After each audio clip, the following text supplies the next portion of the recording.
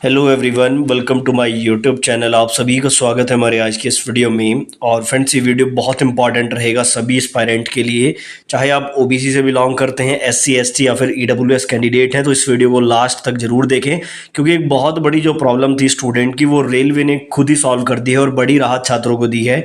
और आप कह सकते हैं कि लाखों छात्रों के जो फॉर्म रिजेक्शन का खतरा था वो यहाँ पर अब नहीं रहा है। आपका फॉर्म रिजेक्ट नहीं होगा। स्पेशली ओबीसी वाले स्टूडेंट इस वीडियो को एंड तक जरूर देखें। और चैनल पर नए हो तो चैनल को अभी सब्सक्राइब करके बेल आइकन को भी प्रेस कर लीजिए। दोस्तों, आज हम बात करने वाले हैं आरपीएफ कांस्टेबल की तैयारी करने के लिए बेस्ट बुक की, जो चक्षु प्रकाशन की तरफ से आती है। देखिए, इस बुक में आपको स्टडी गाइड के रूप में 2000 से ज़्यादा एमसीक्यू क्वेश्चन, साथ में 5 सॉल्व पेपर भी देखने को मिल जाते हैं। अगर बात करें यहाँ पर सब्जेक्ट्स की, तो सामान्य ज्ञान, मैथमेटिक्स, रीजनिंग, सारी चीज़ें इसमें बहुत अच्छे से कवर की गई हैं। सभी क्वेश्चन आपको विद सॉल्यूशन देखने को मिल जाते हैं। इसके साथ ही आप लोग चाहें तो चक्षु प्रकाशन का कॉम्बो पैक भी ले सकते हैं, जिसमें आपको स्टडी गाइड के साथ साथ प्रैक्टिस बुक और साथ में यहाँ पर 3 बुक और मिलती हैं, जिसमें 6,000 से ज़्यादा एमसीक्यू क्वेश्चन आपको देखने को मिलते हैं, जो रीजनिंग, मैथमेटिक्स और सामान्य अध्ययन के लिए आपको मिल जाती है। इन सभी का डायरेक्ट लिंक मैं डिस्क्रिप्शन में दे दूंगा, या फिर आप नजदीकी बुक स्टोर से भी इनको परचेज कर सकते हैं। तो देखिए, यहाँ पर मैं आपको एक चीज़ बता दूं, जब एएलपी के फॉर्म भरना स्टार्ट हुआ था तभी से ये प्रॉब्लम क्रिएट हुई थी। बहुत सारे स्टूडेंट जो है यहाँ पर कमेंट करते थे वीडियोस पर, टेलीग्राम पर लगातार ये बात पूछी जाती थी। और अगर हम बात करें यहाँ पर टेक्नीशियन की, तो उसमें भी सेम यही प्रॉब्लम आई थी। लेकिन अभी आरपीएफ की जब वैकेंसी आई है तो रेलवे ने इसमें थोड़ा सा क्लैरिफिकेशन दिया है और चीज़ें क्लियर हो गई हैं। सबसे पहले मैं बात करता हूँ यहाँ पर एससी एसटी कैंडिडेट की। देखो, जब आप फॉर्म भरते हो, चाहे आपने एएलपी का भरा, टेक्नीशियन का भरा, तो वहाँ पे क्या है कि आपका एक तो कास्ट सर्टिफिकेट का जो नंबर है वो वहाँ पे भरा जाता है। साथ ही अगर आपको फ्री ट्रैवल पास चाहिए तो वहाँ पे आपका कास्ट सर्टिफिकेट अपलोड भी होता है। तो एससी एसटी वालों के साथ ज़्यादा प्रॉब्लम इसलिए नहीं आती है, क्योंकि इनका जब एक बार सर्टिफिकेट बन जाता है तो वो लाइफ टाइम तक वैलिड होता है।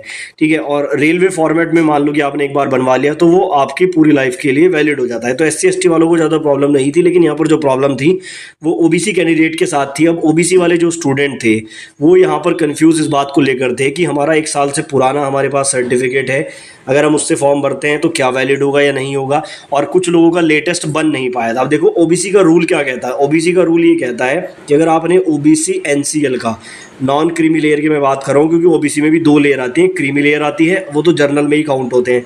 दूसरा एनसीएल यानी कि नॉन क्रीमी लेयर आती है। तो नॉन क्रीमी लेयर की जो वैलिडिटी होती है वो 1 ईयर की होती है।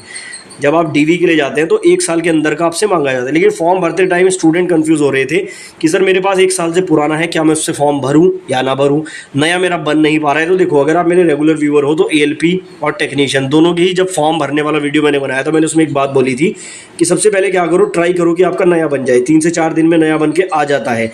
अगर नया बन जाता है तो उससे फॉर्म भरो, अगर नया नहीं बनता है तो पुराने वाले से ही फॉर्म भरो, चाहे वो 1 साल से पुराना ही क्यों ना हो।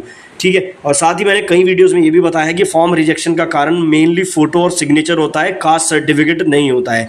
लेकिन फिर भी क्या था कि थोड़ा सा डर कहीं ना कहीं मन में था। जिन लोगों ने 1 साल से पुराना लगा दिया था उन लोगों को डर था कि कहीं फॉर्म रिजेक्ट ना हो जाए।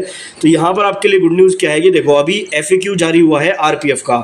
एफएक्यू क्या होता है? Frequently asked question. जितने भी डाउट्स होते हैं उन डाउट्स का आंसर यहाँ पर रेलवे ऑफिशियली कर देता है। ये टेक्नीशियन में भी आया था, अभी आरपीएफ में इसका एफएक्यू जारी हुआ है। अब इसमें यहाँ पर क्लैरिफिकेशन मिला है कि देखो, यहाँ पर इन्होंने क्या कहा है। अगर आप यहाँ पर क्वेश्चन नंबर 33 पर आओगे, what is the crucial date to claim SC ST OBC NCL EWS status.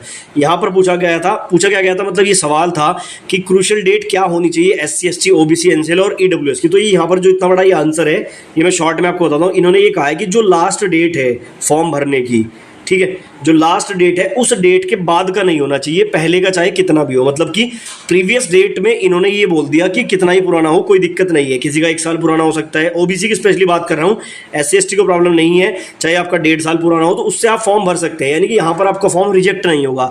तो जो रिजेक्शन का डर था वो यहाँ पे खत्म हो चुका है। साथ ही यहाँ पर देखो, इन्होंने ये भी कहा है, अगर आप यहाँ पर आओगे इस वाले क्वेश्चन में, जैसे यहाँ पर एक क्वेश्चन ये है कि if candidate have their community certificate in the state format. अब होता क्या है कि पुराना स्टेट फॉर्मेट में बहुत सारे स्टूडेंट का बना होता है, सेंटर फॉर्मेट का नहीं होता है।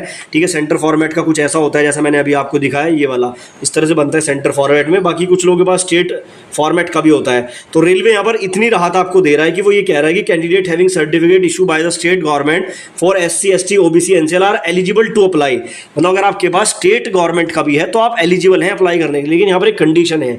कंडीशन क्या है कि जो आपकी कास्ट है, वो आपकी कास्ट आपके राज्य में यानी कि स्टेट में भी ओबीसी में होनी चाहिए, मतलब अगर आप ओबीसी हैं, और फिर सेंटर में भी आपकी ओबीसी में होनी चाहिए। कुछ कास्ट क्या होती है कि आपके राज्य में तो वो एससी में आ जाती हैं, लेकिन केंद्र में वो ओबीसी में आ जाते हैं, तो ऐसा नहीं होना चाहिए। अगर आपकी कास्ट दोनों जगह पे सेम कैटेगरी में आ रही है, दोनों जगह से एससी में आ रही है, दोनों जगह से ओबीसी में आ रही है, तो आप स्टेट वाला भी लगा सकते हैं।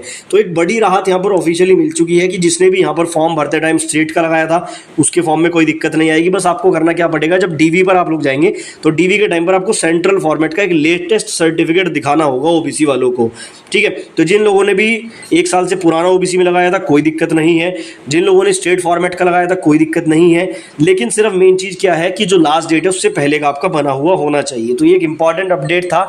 आई थिंक इस वीडियो को देखने के बाद काफ़ी ओबीसी वाले कैंडिडेट को राहत मिली होगी, और जिन SC ST कैंडिडेट ने स्टेट फॉर्मेट का लगाया था उनको भी राहत मिली होगी।